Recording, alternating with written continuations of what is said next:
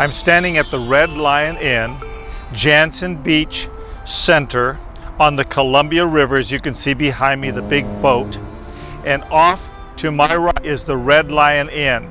And something providentially took place that changed the course of my life. Back in 1988, I had been doing boys and girls camps throughout the Pacific Northwest, the Rocky Mountain states. And I was extensive in those states year after year. Working with children really gave me a burden to see that there was problems that I could see in their life that were a result of their home life. And so I began to cry out to God to give me an opportunity to go from boys and girls that I'd been doing for years and to move into talking to parents and teaching parents how to look for signs that were leading children astray. Now, back in 1988, the bud was coming out, and it was the bud of homeschooling.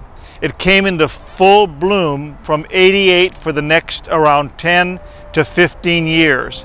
But I wasn't quite familiar with the homeschool movement, although I did have a burden to homeschool our children because we traveled year-round, and of course they were at the age to be schooled, and we had to take curriculum with us in the motorhome. So we were sort of launched by force into homeschooling. Well, providentially, God did something miraculous right here on location in Portland that changed the course. There is a woman by the name of Sue Welch who around 1980 began to publish a magazine called the Teaching Home Magazine. And it just so happened that in 1988, at her leadership and vision, she called forth all the national homeschool leaders to meet right here at the Red Lion Inn in Portland, Oregon. And lo and behold, one of the staffers that she had to MC the entire event, several-day conference, didn't work out.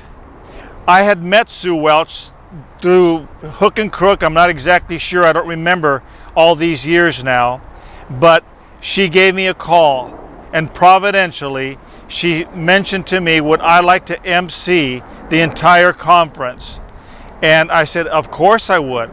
Little did I know what God had in mind. I not only MC'd the conference, but she gave me a slot where I could address the entire conference and have a keynote address, along with some other keynote speakers. And so that was a marvelous opportunity, because when I did that, little did I know that God gave me favor in their sight. Of course, opening up the conference every morning and evening, speaking, leading with my guitar, singing and bringing them into worship, gave me front stage every single time they met, as well as my keynote. Well, they were endeared to the ministry that God had given to me in costume, because each time I'd appear in a different costume.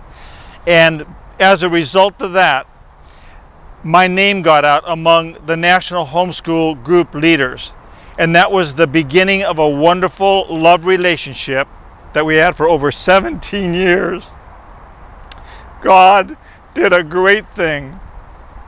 And He began to open doors that were unheard of to me at this point. So I went from the Rocky Mountain states, from Portland to New York, from Canada into Mexico, and then even to England, and speaking in China. So God began to give me favor in the sight of both God and man, and gave me opportunity. And so my ministry was booked solid for around 17 years, year-round, conferences, conventions, and doing local city seminars where people would come in from various areas to see me on a Friday, Saturday, and sometimes Sunday. So it all started with a woman by the name of Sue Welch. So the Bible says not to despise the day of small beginnings. You never know with friendship who God will lead you to and how God will use people. None of us stand alone. No man is an island, as the clip says.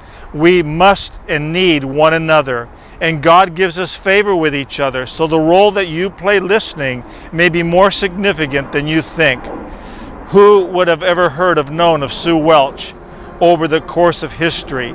But yet God used that woman specifically in my life to do something great, to enhance the work of the ministry.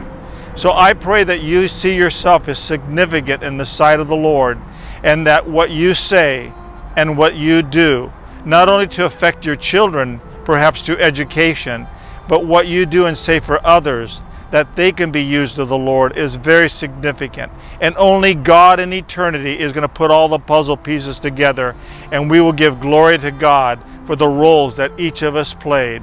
So don't despise the day of small beginnings. God does mighty things with people who can be used and yield themselves to the Lord. I leave you with this word to pause and ponder.